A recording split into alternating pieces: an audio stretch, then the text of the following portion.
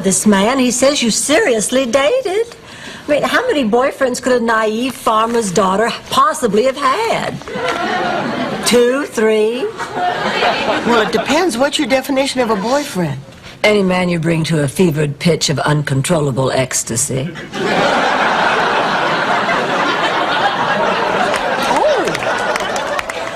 56.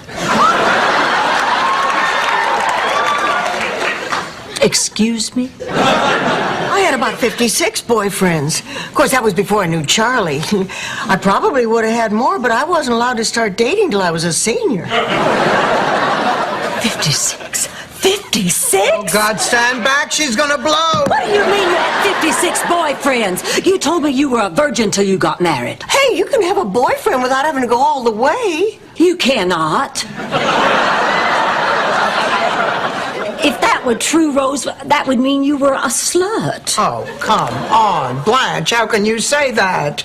So the woman had 56 boyfriends in 1 year. She's not a slut. Thank you, Doris. She is the slut. She's the grand poobah of slutdom. She is the easiest woman in this room. Dorothy Spornak, you take that back. The slut is dead. Long live the slut.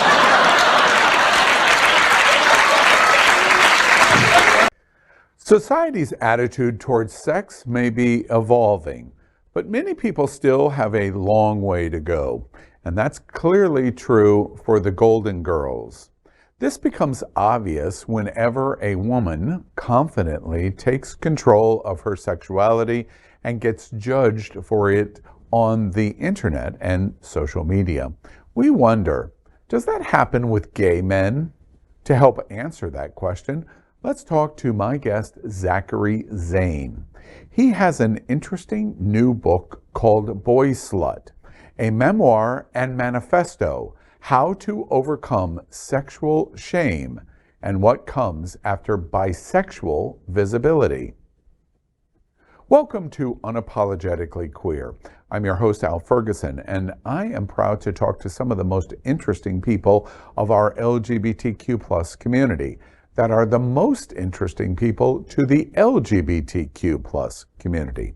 This program is unique because it is an unedited conversation. At Hotspots Magazine, Happening Out Television Network, our mission is based on the 10 pillars of the LGBTQ+ community. We believe our history and our future is based on the communities of Black LGBTQ+, Latino, lesbian and queer women, trans, students and youth, seniors, HIV/AIDS, healthcare, business, social justice, and faith. Zachary Zane's new book is described as part memoir, part manifesto. The book explores his coming of age and coming out as a bisexual man and his journey toward embracing and celebrating sex unencumbered by shame. He has extensive experience on the boy-slut subject. Zane currently serves as the sex and relationship columnist for Men's Health, where he writes Sexplain It and answers a diverse range of questions pertaining to masculinity, ethical non-monogamy, sexual insecurities, and the LGBTQ+ community. Before writing Boy Slut, he was the co-author of Men's Health's Best Sex Ever, 200 franky, funny, and friendly answers about getting it on. He and his work have appeared in outlets such as the New York Times, Washington Post, Playboy, Vice, GQ, Rolling Stone, The Advocate, and Nightline. He currently holds partnerships with Love Honey, Sniffies, and PS Condoms, and is currently in development on a TV show that explores sex across the United States. So we welcome Zachary Zane to Unapologetically Queer. I've read a lot about you now and getting to know what you do at Men's Health, etc. And I've noticed a lot of your question and answers, a lot of what you have written, you use humor a lot to illustrate your point. One of the things that I read that I thought was a good example of that is you wrote, as a boy, this is your words, I sensed that I was not right when images of my naked therapist popped into my head. Without an explanation as to why, a deep sense of shame pervaded those thoughts. Through the therapist, although the therapist assured me a little imagination was nothing to be ashamed of, over the years society had told me otherwise. Now, it's really interesting in your approach here because you're taking a humorous point but making a very significant point behind it. Is that the way you craft your messaging to be interesting to your readers when you write? Absolutely. Humor plays a huge role in my writing. I think it's a way to, if you're laughing at something, you're going to want to keep reading it. You're going to want to enjoy it. And oftentimes talks about sex is just so serious. We get so nervous. We get so in our heads. We think everything has to be perfect. And I think when I add humor and levity, it reminds you like sex is supposed to be fun and funny, and you can laugh about it. So it's a way to kind of make these potentially more challenging conversations more fun, readable, approachable, more relatable. And as someone who writes for quote unquote straight publications, not LGBT exclusive publications, I used to write for Out and The Advocate and Pride and all those places.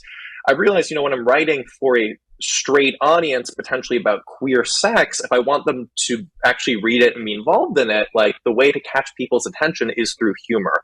So I feel like I'm able to get more readers who typically wouldn't have read this type of content otherwise. And it makes it really fun and approachable to read, and that's really important. That's really important for me. And to the proof of the point that you just made and how you used humor. I have interviewed some of the most important writers in the last 2 years, and never have I done an interview where I've shown the book so many times with the half-naked author of the book. So. I was going to say, did I not send over a single photo of me clothed? Not one? I was just like, is this really all I sent over? Like, I was seeing this too. Yeah, or we also we sampled from all kinds of different sites because it's lovely to watch. Let's jump into the subject part of the book, Boy Slut, and I'm Sure. shortcutting your title. It focuses first and foremost on shaming, and as an expert, a journalist expert at Men's Health and other publications, why do we do this? Why do we shame? We love sex, so why do we shame it? What's your conclusion of the history of your expertise and experience? It's really. It is like almost, right, counterintuitive, but like if we enjoy sex and want sex, why are we slut shaming, right? That really does make no sense.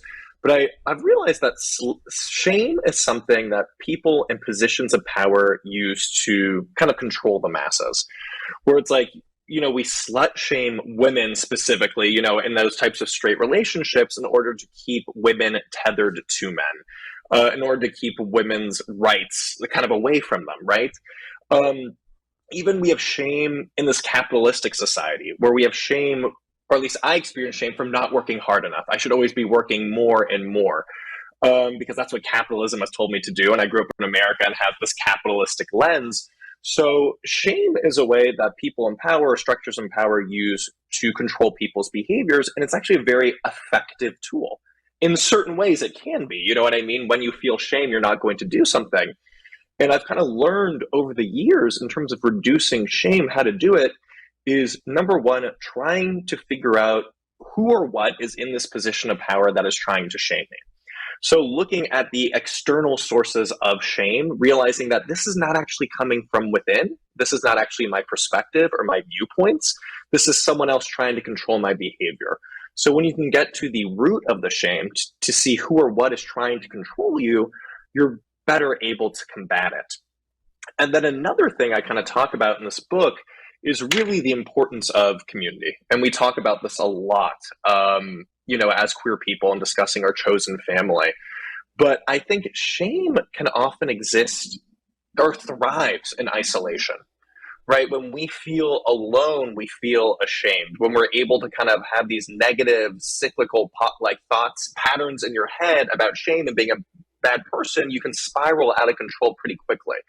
But when you have a community and people you can reach out to who accept you and embrace you and love you and can remind you of how incredible you are and how you don't need to experience shame for your sexual desires or anything else, you're able to better combat the shame. But yeah, we just live in this sex negative society. And what I talked about in this book and was really important for me was to illustrate that I actually grew up in a sex positive household. Right? I had gay uncles on both sides of my family, my dad's side and my mom's side. I knew it was okay to be gay, and I knew there was nothing wrong with sex, and yet I still had so much sexual shame. And yet I still had so much trouble coming out. I would get drunk and hook up with guys for like 5 years while blacked out. I need to be blackout in order to hook up with guys. That was the only way I could do it because I was so ashamed and confused and didn't know what I wanted, and alcohol kind of gave me this justification where I'm like, oh, I'm not actually gay or bi. I was just super drunk, so it doesn't count. When it's like, no, it definitely still counts. But yeah, so it was important for me to illustrate that even though I came from the sex positive family, I still had sexual shame. And that's because sexual shame is so insidious. It is so pervasive. So even though I didn't pick it up from my family or had this like traumatic moment with the church or something like that, I still picked up sex negative messages from society, from my peers, from friends, from teachers, from the media, from everywhere. And it's inescapable. Unless if you live in like a nudist poly commune without internet in the middle of nowhere, then maybe you don't grow up with sexual shame. Yeah. But for the rest of us, it was really important to illustrate that even if you didn't have this traumatic moment, like you still are often consumed by sexual shame, and here's how you can work to overcome it. I've been to that poly community. It's called Provincetown. I'm curious for you, in your experience, answering so many questions, research for the book, the ideas that you formulate in the book. Is there difference in shaming or sex shaming or slut shaming for straight men versus queer men? Are there differences that you've seen? Oh, absolutely. I think one thing that's interesting in the queer community now, what I'm seeing is almost an element of like prude shaming, where especially if you were like a gay or bi man who lives in New York City or San Francisco, this idea that, oh, you should be living your best life. And that means having sex with as many people as possible and embracing this element of gay culture, hookup culture, cruising culture. And if you're not doing that, that actually means like you have internalized homophobia or something like that, when that's 100% not the case.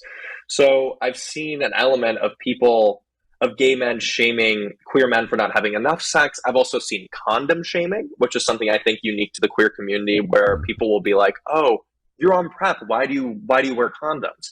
And it's like, well, obviously PrEP doesn't prevent against other STIs. And even though these other STIs are treatable, or at least, are treatable for the most part, at least, bacterial infections are, I still don't want to get gonorrhea or chlamydia, but then people feeling guilty for wanting to wear condoms. And then similarly, I've had like gay men write in being like, I feel so immature for not wanting an open relationship. And that's what my boyfriend is telling me, that like, I just need to get over my jealousy issues and I'm immature, and that it's, 2023 and every gay man in New York City has an open relationship. So how do I get on board with this open relationship? And I tell him, I'm like, you're allowed to want a monogamous relationship. That is 100% okay. That doesn't make you immature for not wanting or wrong. a open relationship, or wrong. And so there are different things that we kind of shame people for in the gay community versus straight community. And of course, we still slut shame bottoms, and there still is, slut shaming too. I feel like we slut shame bottoms much more than we slut shame tops. There's always going to be that. Come on.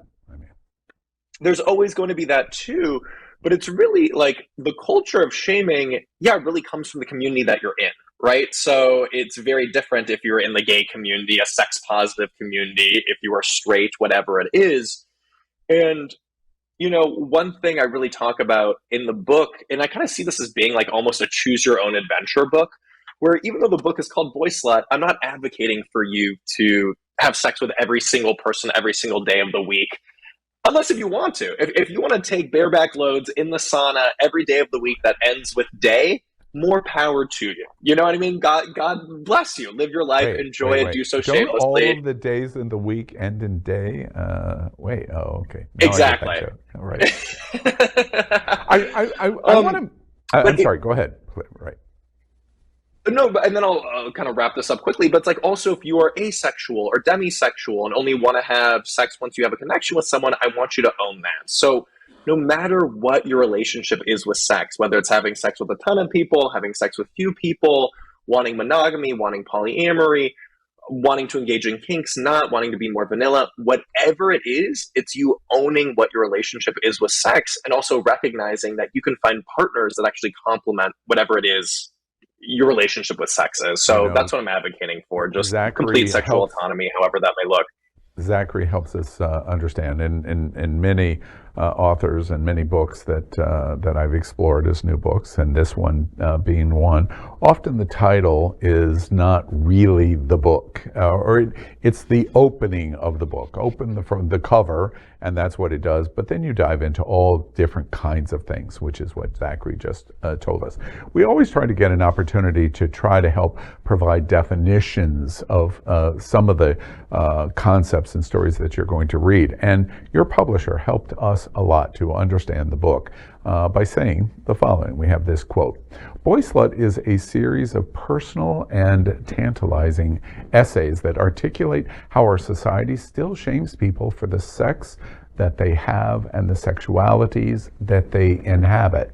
Through the lens of his bisexuality and much self-described sluttiness, Zane breaks down exactly how this sexual shame negatively impacts the sex and relationships in our lives, and through personal experiences shares how we can unlearn the harmful, entrenched messages that our society imparts to us, end quote.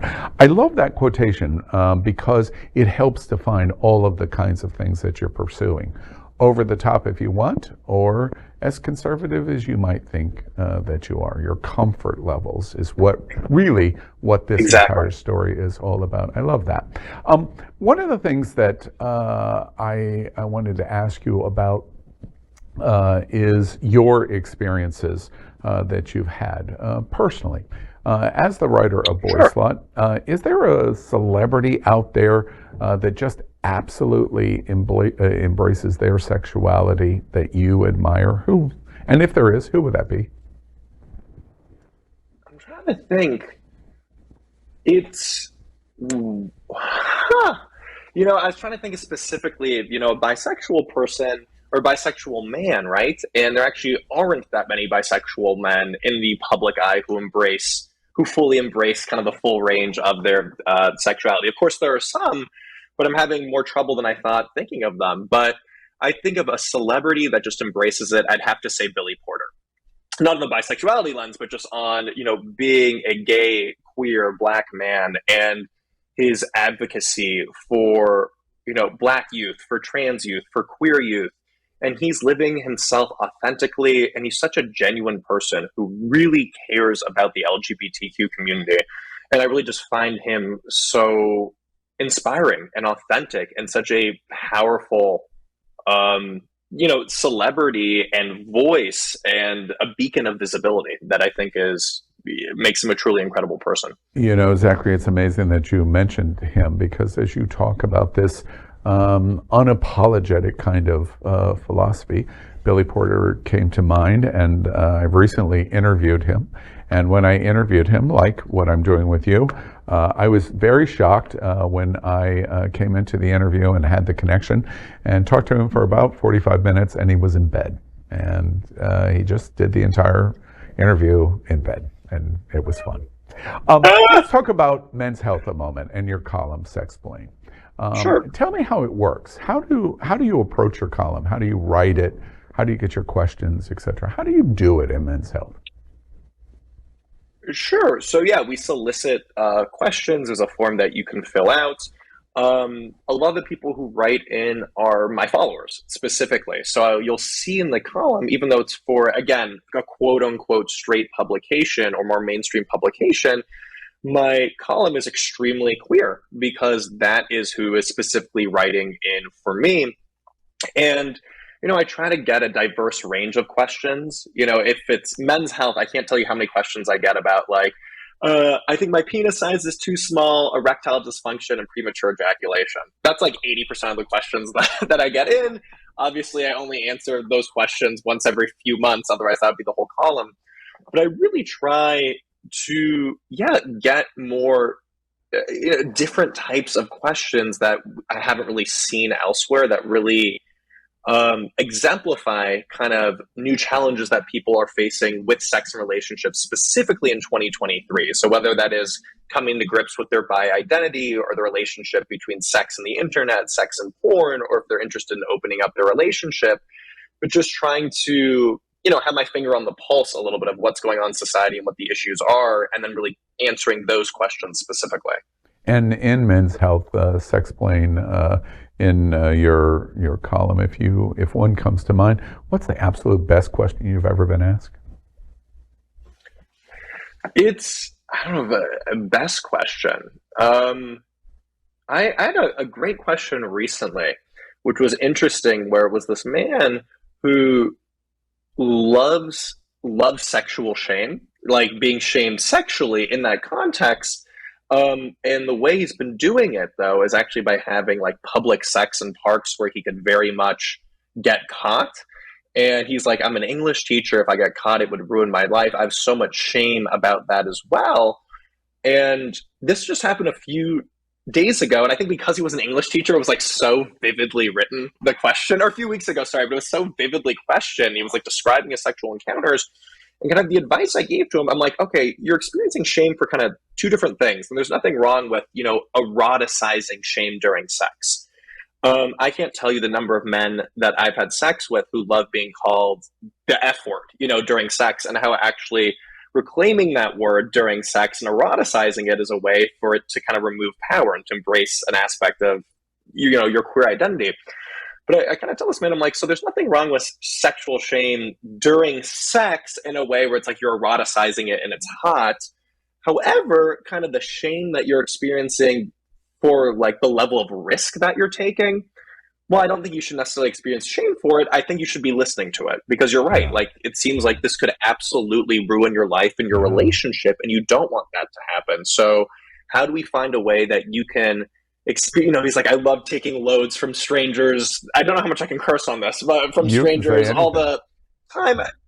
Okay, then then I will curse then. He's like, I love taking loads and bukakis off of like all these cocks. It makes me feel disgusting and hot. And I'm like, you can absolutely still do that. Just do it behind closed doors. And, we live in 2023. The internet, while it is a shit show and a hellscape in many ways, it also is a great way for us to connect. There are obviously so many cruising apps that you can use to set things up. And there's apps like Sniffies now, which is like the ultimate cruising app where you could like literally set up a blowbang in your apartment. So you don't have to have shame for the actions that you're doing. But of course, we want to do this safely. We don't want you to get caught. We don't want you to have sex in public. We don't want this to ruin your life. So it was kind of differentiating the elements of shame that he's experiencing, where I'm like, okay, one is okay. One is actually trying to tell you something, and we need to listen to that one. So the English teacher, among the best that you ever answered. Were there any great questions that you can think of that you just couldn't publish? It was a great question, but you just couldn't. I mean, there's certain stuff where, there's also this misconception, I think, among sex writers or sex experts that like, oh, I can answer every single question and I know exactly what the answer is. And there's sometimes I get questions where I'm like, this is a great question. I'm actually not sure how to answer this. And do you know what that means? I don't answer it. I only answer questions that I'm 100% confident that I have the ability to answer. So it's not like I know absolutely every little thing. However, do you it can follow kind of be up with perceived as that. research or reaching out to other experts, or what do you do? No, absolutely. If it's something where I'm like, okay, I'm not someone who specializes in like disability and sex. So I have a question that comes in specifically with disability and sex, and I'm like, okay, there is a very clear answer to this. Let me reach out to a disability expert who speaks to this. I also always bring in research if I don't know the answer to. But again, there are certain questions where I'm like, it's almost like no amount of research can answer it. It almost becomes like an ethics or morals question. And I can tell you what my ethics are, however, they might be different from yours. You know what I mean? So, like, those types of questions, I don't necessarily answer.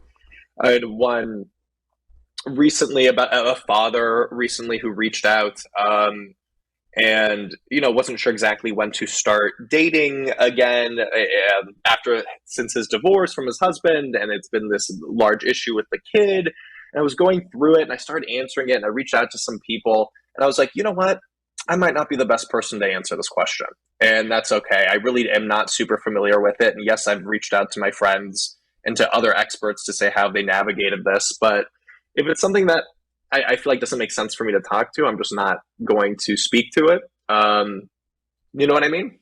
Zachary, have you ever been in a situation writing a column, Men's Health, Sexplain It, or others, where the publication said, Zach, this is just too much. You can't do this. Have you had that experience? So, yeah, no, I've definitely had that experience a few times, and it is a delicate balance between me and my editor. It's usually not because what I am saying is wrong. It's not that they disagree with my advice, as much as it is I like to write in a very raunchy, explicit, and graphic lens, and I really do so in my book. I know, like, I have to keep showing the cover here. It is very graphic and very explicit, and definitely not for everyone. I'll be honest with you on that.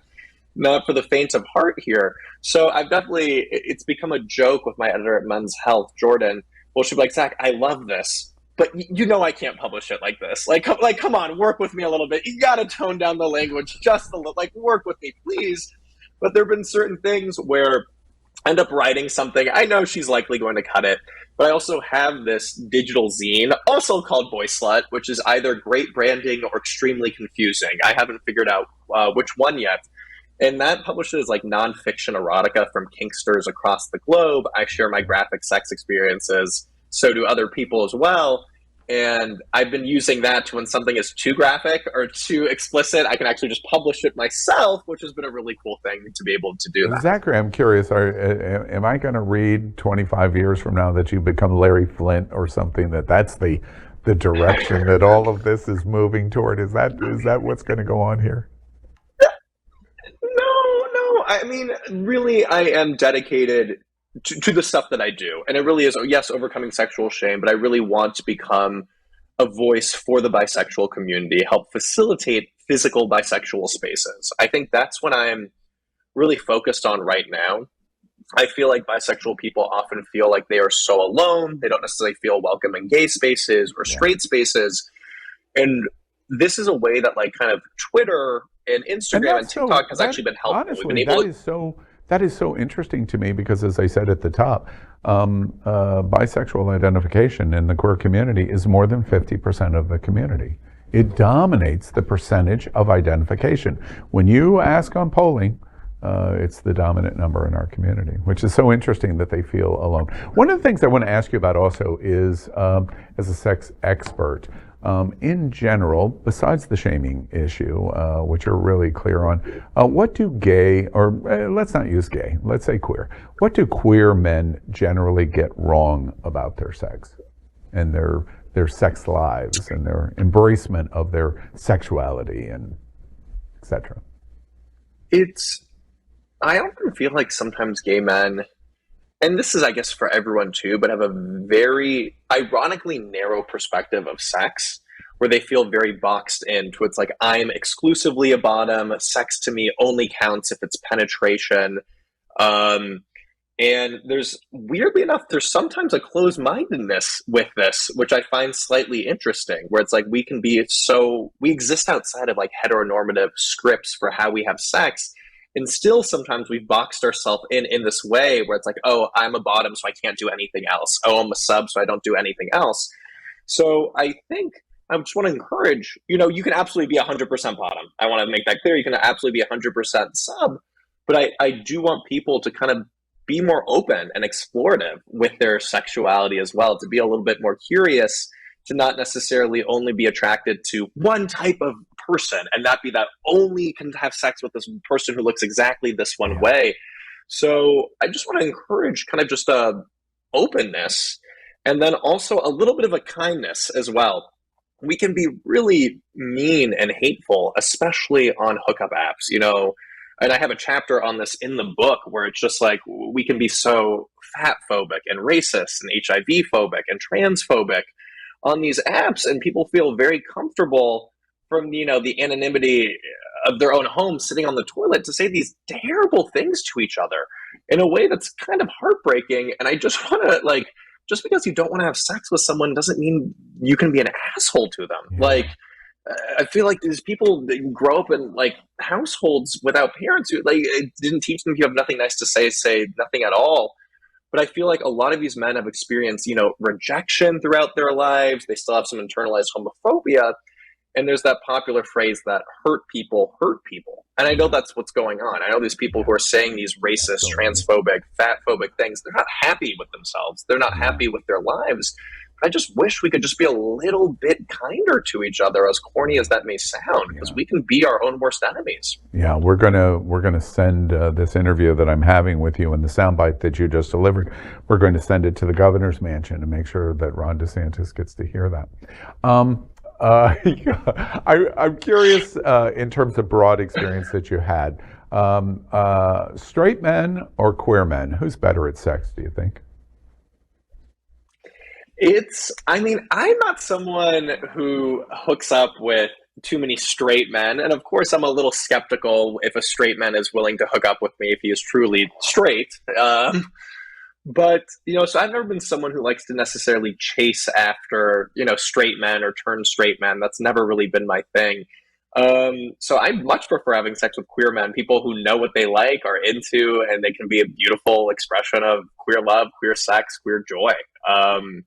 Do you get many of your questions, lots of your questions at Explain It at Men's Health are coming from straight men. Is your impression, even from the column standpoint, is your impression that gay men or queer men are better at sex or straight men? Any impression one way or another from your column experience?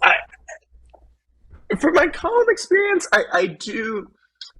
I can't generalize. You know what I mean? It's so unique to each person, and I don't even know how to answer my question, if I'm being honest. All right. Let me ask you something else that you can, because you've directly participated in it. As a writer, through the journalism experience that you've had, what was the worst advice you've ever given? You go back to it later, a month later, a year later, and go, oh, God. Have you ever given bad advice? I'm trying to think. No, I think I'm sure there's advice that I no longer stand by now, and I think there's certain things that I wish I added more nuance on. I think one thing with my work is because I write with a lot of humor, I think people sometimes mistake that what I'm saying, like, oh, is a joke, where I'm like, no, this is not a joke. This is still a serious topic, even though I'm having fun with it. But I think one of the worst bits of advice that I may have given a long time ago, and it's this kind of like, you know, those like empty aphorisms that people kind of say all the time but means nothing. But like whenever people say like relationships take a lot of work, and don't get me wrong, relationships do take work, but I know really internalized that personally for a while, where like I would stay in these relationships where we were like not compatible at all. But I was like, well, you know, relationships take a lot of work, and we should be having these hard talks every single day, and there should be a lot of tears, because that's what love is. And so, yes, of course, relationships can take some work, but it shouldn't take that much work that same way. You know, you should be able to have honest and communicative, conversations. And if you are arguing constantly, if it feels like a chore to be in this relationship, that's not the right relationship for you. Well, if it was bad or not great advice before, now it is great advice. So you've corrected it. In the book, I had a friend, I said, oh, I'm going to interview you. And he was aware of the title of your book. and he was aware of you Okay. because he's read you in Men's Health, and he asked me, which I didn't know, so I ask you, what do you think about the phrase "man whore"? Here in South Florida, I hear that phrase relatively frequently, which doesn't necessarily make sense in the gay LGBTQ community, but it's said a lot. What do you think about "man whore" and that word? You know, people sometimes ask me, like, why did you not pick the word man whore as opposed to boy slut? Obviously, they are comparable terms. And I thought boy slut was definitely more playful and fun versus man whore is a very seemingly like aggressive term. Like someone's a man whore.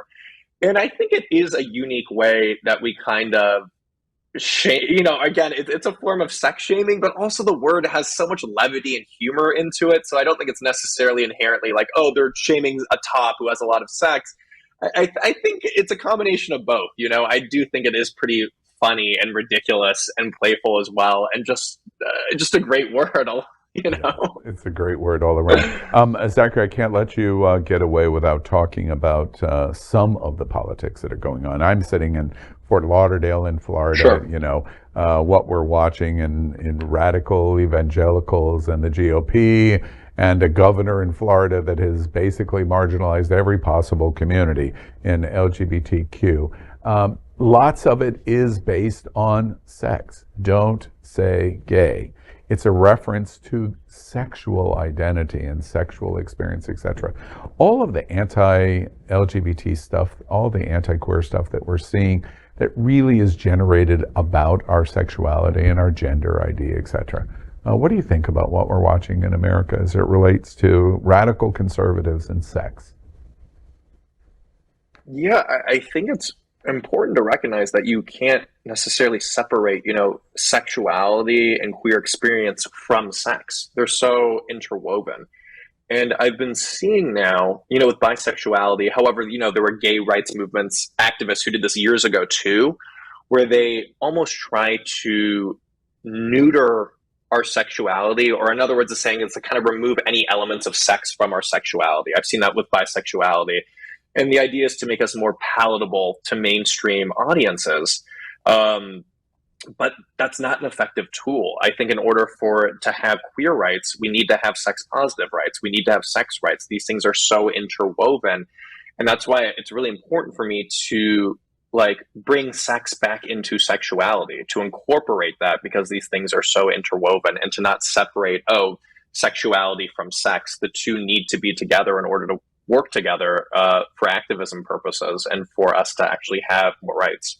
And that's interesting. And I read the possibility of this TV project. What is happening there, or what might happen there? So I can't share any bit about this right now, and things are always now with writer strikes. Who knows what's currently happening at the moment? But hopefully, Boy Slut might get picked up into something, which would be really, really cool to see it on TV. Yeah, as a documentary, possibly, or. So now it's looking like, that project, weirdly enough, that you had actually ended up falling flat, and this is now a different project. There's a lot of pots on the stove, tins in the fire, but whatever the phrase is here. So we'll see what happens, but cautiously optimistic that something might be happening. And this would be like a somewhat of like a fictionalized account of my life, potentially. But again, who knows? Things are up for debate. We'll see what happens here. We'll see if it gets picked up. But more to fun. share. I can't wait. More to share soon. No matter what it'll be fun. Yeah. Goals of the book. Of course, besides being a New York Times bestseller, you've held it up about 67 times in this interview alone, so you're well on your way. Of course. There is no question about it. What do you hope Boy Slut's going to accomplish? I mean, really what I hope it accomplishes is people to own their relationship with sex, to no longer feel shame for it. And again, I know I said this a little bit earlier, but whatever your relationship is with sex, whether it is having sex all the time, not having sex at all, vanilla, kinky, for you to no longer second guess yourself, for you to be able to communicate your sexual desires, and to have a healthy and pleasurable and fulfilling sex life and romantic life as well, right? Sex plays a huge role in our romantic relationships. And one thing that I do discuss in the book is how, like, sex doesn't exist in isolation, right? It affects our identity, it affects our relationships with our partners, it affects our self-esteem, our self-worth, our mental health, how productive we are at work, how we treat the people we love in our life, how we treat the people we hate in our life, or the people who reject us. So really, once you have a healthy relationship with sex, you really do see, however that may look, right? Whatever that looks specifically to you, you kind of see how your whole life can become better in a way. And I do want that for everyone. And that's really my goal with this book. It's admirable, and I am sure going to be quite successful. I report on the news of the world from a lens of a queer eye, and we report on the politics and the evangelicals and the of LGBT every single day. But if I was sitting in one of the bars in Wilton Manors, which is where we're broadcasting, we always joke we're broadcasting from the gayest place on planet Earth. If I was in one of the bars with a group of my friends, boy slut would be the topic of conversation, not what I do on Queer News Tonight. So you're on the right track, I'm quite sure. It's important for all of us. You want to get more information on the book? It's available in bookstores. You can get it on any of the platforms in terms of getting the book, ordering the book. And you want more information on following Zachary. He has lots and lots of fun and entertaining points of view that get even much racier than any of the conversation that we have had today. And you can see all of that absolutely. absolutely at ZacharyZane.com, and make sure you go onto his social media. He's everywhere, as you saw in the number of times that he put up the book and the number of times that we embraced the image of the book today. Exactly. Zachary Zane, thank you so much for joining us today on Unapologetically, and boy, is that true, unapologetically queer.